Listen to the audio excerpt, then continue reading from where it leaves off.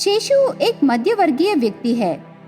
उसकी पत्नी की मृत्यु हो जाने पर उसकी इकलौती बेटी के लिए शेषु इंदुमती से दूसरी शादी करता है, लेकिन इंदुमती को उसकी सौतेली बेटी बिल्कुल पसंद नहीं थी।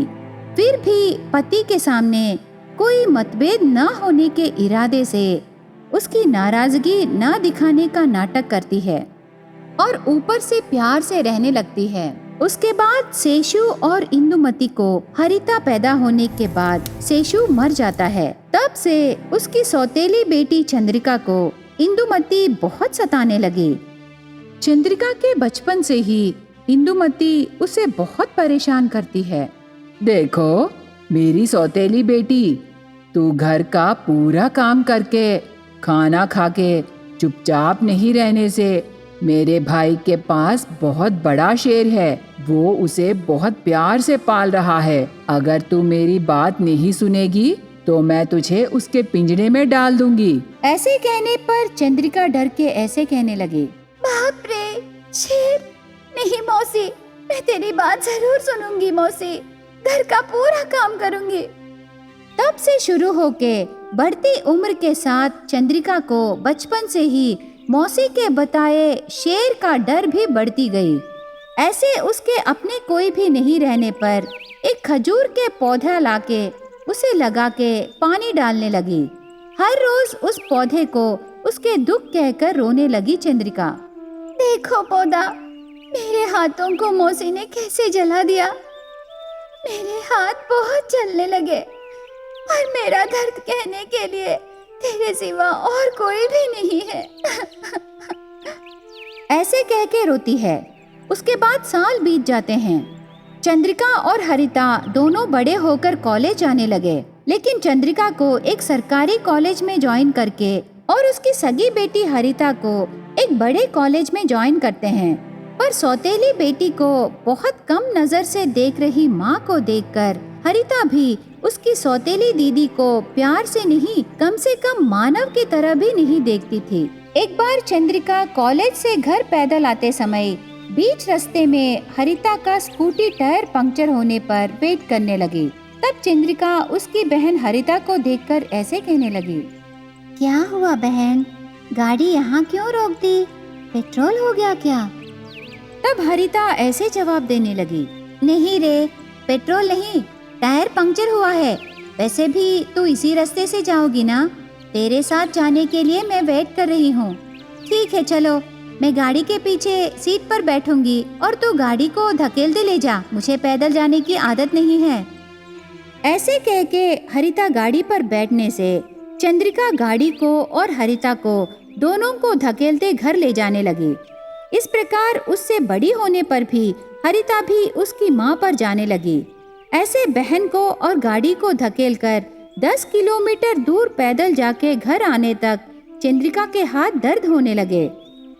तब उसकी दोस्त खजूर के पौधे से चंद्रिका उसके दर्द के बारे में उस पौधे से ऐसे कहने लगी, देखो दोस्त, मेरी मौसी की तरह मेरी बहन भी मुझे परेशान करने लगी। मेरी बहन को और उसकी गाड़ी को घर लाने तक मेरे हाथ देखो कैसे हो गए हैं। ऐसे बहुत दुखी होती है। ऐसे रहते समय शराबी भाई प्रकाश से चंद्रिका की शादी करने के लिए इंदुमती सोचती है। तब यह विषय जानकर चंद्रिका ऐसे पूछने लगी, मौसी, प्रकाश मामा से मैं शादी नहीं करूंगी, मुझे वो पसंद नहीं है, ऊपर से वो बहुत शराबी हैं। मौसी, तुम बहन हरिता के लिए भी ऐसे ही रिश्ता लाती क्या? ऐसे कहने पर इंदुमती को बहुत गुस्सा आता है। बस शेरनी की तरह चंद्रिका पर गुस्सा होके ऐसे कहने लगी, क्या रे बेकार लड़की, तू और मेरी बेटी एक कैसे हो सकते हैं रे? प्रकाश से शादी करने की बदनसीबी मेरी बेटी को नहीं है, पर तू मेरे भाई से शादी करके इस घर में एक कोने में पड़ी रहना, वरना पता है ना उसके शेर को तू आहार हो जाएगी। ऐसे फिर से वही विषय कह के डराती है। इतनी बड़ी होने पर भी बचपन से शेर पर रही डर से आज तक चंद्रिका डर से कांपने लगी। इस प्रकार उसके दुख को खजूर के पेड़ को बताती है। अंधेरा होने के बाद भी वहीं पेड़ के पास रह जाती है। तब चांद की रोशनी में वो खजूर का पेड़ एक राजकुमार में बदल जाती है। तब घबराती हुई चंद्रिका से वो राजकुमार ऐसे कहने लगा, घबराओ मत सखी, मैं तेरा दोस्त हूँ। इतने दिन मैं एक ऋषि के शाप से खजूर के पेड़ में बदल गया, पर तू मुझे अपना समझकर तेरी हर एक विषय को मुझे बताकर इस पूर्णिमा के रात तू मुझे छूने पर मुझे मेरे शाप का विमोचन हुआ है सखी। ऐसे कहने पर चंद्रिका इतने साल जिस पेड़ को उगाई वो एक माया खजूर का पेड़ है करके उसे विश्वास नहीं होता। लेकिन थोड़ी देर बाद उस राजकुमार से बात मिलाने पर उनके दिल मिलते हैं, पर उनकी शादी के लिए सौतेली माँ बहन रुकावट डालने पर राजकुमार ऐसे कहने लगा, तुम दोनों एक अच्छे व्यक्ति की जिंदगी बेहतर होते नहीं देख सकते, इसीलिए तुम भी मेरे जैसे पेड़ बनकर रहो। कम से कम शायद तुम्हें तब बुद्धि आए। ऐसे शाप देने पर वो माँ बेटी दोनों पेड़ों में बदल जाते हैं। तब चंद्रिका ऐसे कहने लगी, अरे वो अनजाने में किए राजा, उन्हें शाप मत दीजिए, दया करके उनको माफ कीजिए राजा। ऐसे कहने पर राजकुमार उन दोनों को वापस मानव के रूप में बदल देता है।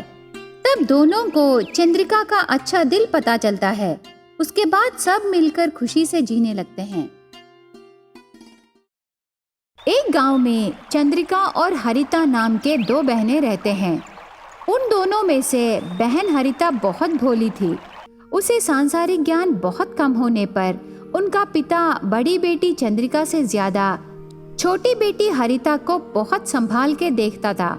सिर्फ इसी विषय पर दीदी चंद्रिका बहन हरिता पर गुस्सा बढ़ा लेती है। इसीलिए एक दिन उनके पिता को बोनस के पैसे आने पर उन पैसों से बड़ी बेटी चंद्रिका को चांदी के पायल और छोटी बेटी के लिए सोने का चेन लेके आता है। उसे देख के चंद्रिका पिता से ऐसे कहने लगी, ये क्या पापा, आपको बड़ी बेटी से ज्यादा छोटी बेटी हरिता पर बहुत प्यार है। मेरे लिए तो सिर्फ चांदी के पायल लाए और उसके लिए सोने का चेन लाए, ऐसे पूछती है। तब पिता ऐसे जवाब देने लगा, वो क्या है ना बेटी, मुझे बोनस के पैसे मिले, मैं तुम दोनों की खुशी के लिए लाने से तू क्यों ऐसे सोच रही हो बेटी। थोड़े दिन पहले तेरे पायलों में से एक घूम गया बोली ना, उस दिन से मैं तुम्हें खरीदना चाहा और अभी पैसे आए। तेरे पायल नहीं है ना, इसीलिए मैं लाया बेटी। तो बहन के लिए भी पायल ही लाते ना पापा, सोने का चेन क्यों लाए, ऐसे बहन के बारे में पूछती है। तब पिता ने, तू ऐसे गलत अर्थ निकालने से मैं कुछ नहीं कर सकता। बहन के लिए रिश्तेदारों के दिए 2 जोड़े पायल है ना, ऊपर से वो पायल तुझे पसंद भी नहीं आए, इसीलिए थोड़े से सोने में एक छोटा सा चेन खरीद के लाया। पर तेरी दादी परसों तेरे लिए एक सोने का चेन खरीदी ना बेटी, इसीलिए अभी मैं बहन को चेन लाया। देखो बेटी, माता पिता अपने बच्चों में अंतर नहीं देखते, याद रखो। ऐसे कहने पर भी चंद्रिका पिता से वादन करने लगी। थोड़ी देर तक बेटी और पिता के बीच वादन होने के बाद पिता आखिर में गुस्सा करने पर चंद्रिका चुपचाप अंदर चली जाती है। कमरे में रोते हुए ऐसे सोचने लगी, पापा को हर समय बहन ही पसंद है, वो भी भोलेपन का नाटक करके पापा को उसकी तरफ घुमा ली। इसे सही सबक सिखाना है, मुझे भी एक दिन मौका मिलेगा, उस दिन मैं उसे बताऊंगी। ऐसे सोचती है। ऐसे रहते हुए थोड़े और दिन बीत जाते हैं। एक बार पिता से हरिता ऐसे कहने लगी, पापा मेरी दोस्त की शादी है, मैं आपको बोली ना पापा, क्या आप मुझे ले जाओगे। तब पिता ऐसे कहने लगा, अरे मैं भूल गया बेटी, मेरे ऑफिस में एक इम्पोर्टेंट मीटिंग है। एक काम करता हूँ, दीदी को बोलूंगा बेटी, वो तुझे ले जाएगी। तब चंद्रिका को बुलाकर ऐसे कहने लगा, चंद्रिका बेटी, हरिता उसकी दोस्त की शादी में जाना चाहती है, मुझे ऑफिस में एक इम्पोर्टेंट मीटिंग है, इसीलिए तू उसे ले जाकर संभाल के वापस लाना। ऐसे कहने पर घमंडी दीदी चंद्रिका बहुत दिनों से राह देख रही मौका अभी मिला सोचकर भोले बहन को उसकी दोस्त की शादी पर ले जाने का नाटक करके एक घने जंगल में ले जाकर वहाँ चालाकी से छोड़ के चली जाती है। तब भोली बहन हरिता जंगल में अकेली होके घूमने लगी। दीदी, कहाँ चली गई दीदी? मुझे डर लग रहा है। मजाक बस करो दीदी, मेरे दोस्त की शादी पर मैं नहीं जाऊंगी। हम घर चलते हैं दीदी। ऐसे कहकर दीदी को ढूंढते हुए बहन घूमने लगी और एक तरफ उसकी बहन को जंगल में छोड़कर खुशी से घर जा रही चंद्रिका जाते जाते ऐसे सोचने लगी, हाँ, वो हरिता से तो छुटकारा मिल गया। अभी घर में पापा पूछने से मैं कह दूंगी वो कहीं भटक गई है। अभी तो उसे ढूंढने पर भी वो नहीं मिलेगी ना। ऐसे सोचकर खुशी से जाने लगी और एक तरफ जंगल में अकेली होकर हरिता एक माया पेड़ के नीचे बैठकर रोने लगी। तब माया पेड़ आंखें खोल के हरिता से ऐसे बातें करने लगी। क्यों रो रही हो बच्ची? इस जंगल में अकेली डर लग रहा है क्या? हाँ पेड़, मुझे बहुत डर लग रहा है। बेचारी दीदी मुझे यहाँ भूलकर कहीं भटक गई। ऐसे कहने पर वो माया पेड़ ने, मासूम बच्ची, तेरी दीदी भटक नहीं गई। वो जानबूझकर तुझे यहाँ छोड़ के चली गई।